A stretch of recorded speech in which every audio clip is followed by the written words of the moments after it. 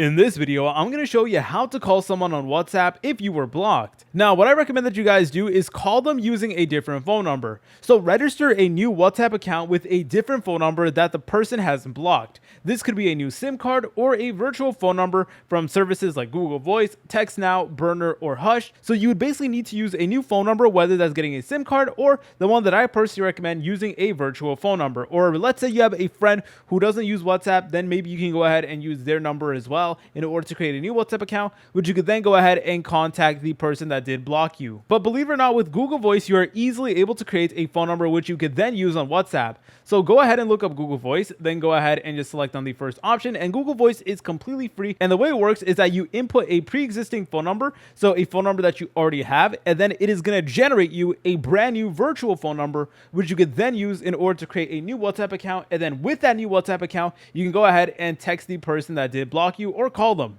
If you guys found this video helpful, make sure to leave a like and subscribe. I'll see you in the next tutorial.